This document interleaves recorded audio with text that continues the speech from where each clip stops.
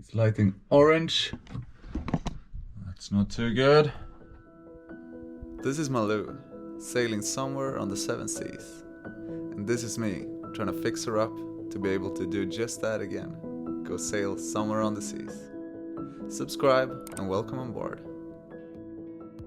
Welcome back to yet another video, and back on Malou, doing some fixing around. Today I'm gonna be fixing or installing this thing, the Vesper Watchmate AIS transponder. This thing is a really crucial thing to have when you're going on a long distance sail.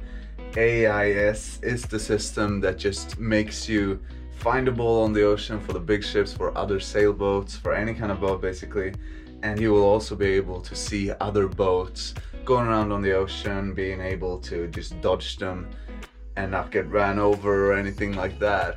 It's also nice to be able to see the names of the boats, their heading, their destination sometimes as well, so you got something to talk about over the VHF. Now what we need for the actual installation is the actual AIS unit, then a external GPS antenna to attach somewhere to get a good fix, VHF antenna, mounting for the VHF antenna, some fuses and fuse holders, an electric cable for the unit, mounting for the GPS antenna, a cell phone to configure the unit and everything, some screws, and some just electric connections.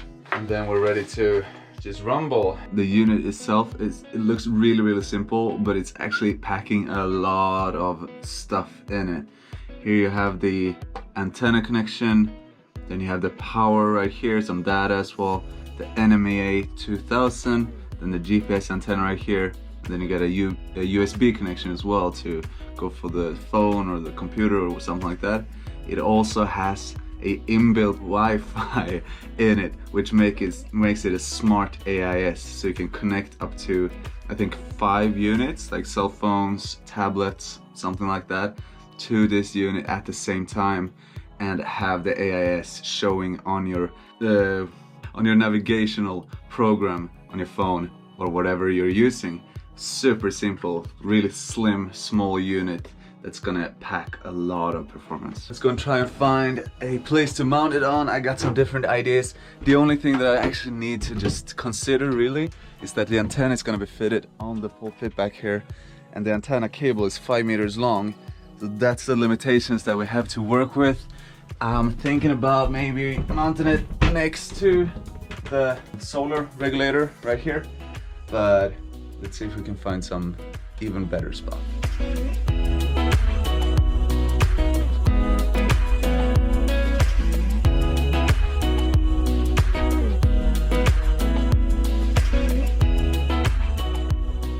So I think this spot is still the best option, but I'm gonna try and start with mounting the VHF antenna first, pull the cable, see how far the cable lasts, and then I can determine where I go from there. The antenna comes pre-fixed with a 5 meter cable right here. I think that's really good. Some antennas is like detachable connector on the antenna, which just makes it a little bit more sketchy that there could be water coming in where the connector is.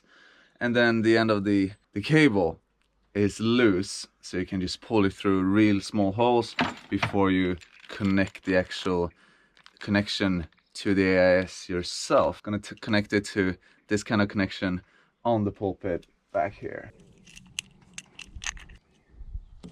So now the antenna is in place, and the thing that is a little bit special with this antenna is that it's an actual AIS antenna, which means that it's a regular VHF antenna, but it's specified to just work on the frequencies where AIS is working the best on the VHF spectrum, so to speak.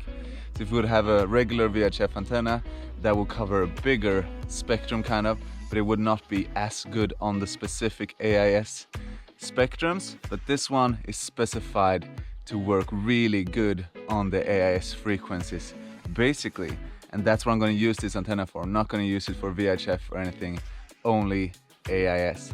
If you have the antenna in the top of your mast, this doesn't matter that much because it's that high up. it has a really good coverage. If we're gonna have it a little bit lower, like I have this one, then the coverage and the frequency makes really big sense. It is never nice to drill in your boat, but it has to be done. The good thing though is that I have a really slim cable to this antenna, so this drill will have to do, not a big hole at all. And when you're drilling in gel coat, make sure to always cover it up with some electric tape to avoid cracking. Right here, the antenna cable is fit through, and it seems like it's actually gonna be enough to reach this spot right here. Hopefully, here it goes up and up there. Should be enough space to do it, just enough, but I think that's actually the best spot to be having the AIS. So now it's time for the GPS antenna. Same thing here, just gonna fit it underneath here. I don't know, it says that it needs a clean shot of the sky, but I think through this thin plastic window right here should be enough to give it enough fixation to make it possible to work really well. Otherwise, just putting it up here could be an option, but then there's more cables running around. It's a bigger risk for something to hitting it and causing actual problems. So I think I could just sacrifice a little bit, few meters of GPS fixations to keep it more safe and protected underneath the doghouse. Now the cable is all fed through right here on the floor. The antenna is right here. I'm not gonna fix the antenna at the moment because I'm just gonna try to work it out everything to see that everything works before I fix it, because if I don't get any fixation at the position where it is right now, it would be a waste to do a lot of drilling and stuff like that. This cable is unnecessarily long for some reason, but I'm just gonna have to coil that up and tuck it away somewhere. Now let's connect everything up and get some electricity to the unit, see if it works. So now it's time to connect the connector, the PL259, to the actual cable here, the AIS antenna cable. Starting to put this little threading thing on this, and then I'm just been peeling off the shell right here. Gonna take these little threads here, pull them out and pull them back over the cable. I don't have any soldering gun here at the moment, so I'm gonna try and do this without soldering right now, just like a quick fix to see if everything works, and then I'm gonna do it more properly afterwards, of course. I saw this guy on YouTube, he was doing like this and then just pulling them right back like this, and then putting everything through and just pushing hard into here. I'm gonna try that. Might not be super good with these thin little wires, but I'm gonna try and see if that works out well. So there you have this temporary connection. No, I don't think this is any good solution at all, but since I don't have any soldering gun at the moment, just gonna have to go with this before I can solder it all together. I think this is gonna work, just to see that everything is running properly. So now I'm just gonna mount the unit right up here. Seems like a good spot, and I'm gonna pre-drill the holes and then screw it in place. Then start installing the electric cables just to get some electricity to it. The antenna cables, and then I'm gonna see if it works. These little plus and minus cable are really thin, so they didn't fit in this crimping tool, scaler kind of thing. So I took a bread knife, just scraping the plastic coating off of these, which works really good. Now I'm gonna put a fuse on the plus side and connect another cable to the minus side, then connect them to the battery. Then hopefully when I connect everything together, it's gonna work. We got everything connected right here. The minus cable is just a connector, it goes to the minus pole, and then the plus wire is through a fuse, which is on 2 amps, really small fuse. And then this one goes onto the battery connector as well. Let's try it out. Everything that needs to be connected is now connected. Looks like this. Haven't turned the electricity on at the moment, and this place looks like a mess right now. But I'm gonna turn the electricity on, see how it works, or if it works. And then if it works, I'm gonna try to configure the whole thing with my phone. Fingers crossed. It's on. It's lighting orange. That's not too good.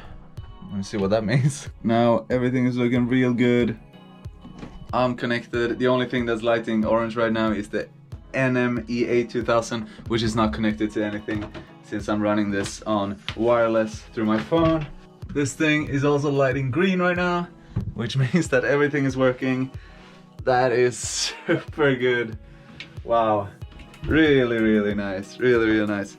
The MMSI number that I typed in to be able to register my vessel onto the AIS community kind of thing, that one you get from there's some kind of place in your country where you can get this. In Sweden it's called Post and Telestyrelsen, and you just go online, type in your bank ID somehow, and then you get this number to register your boat, so you can go and put in the length, the beam, and some details about your boat, which will show on marine traffic, for example, when other people trying to find your boat, see some information, and when other boats will spot you on the ocean as well. Sweet!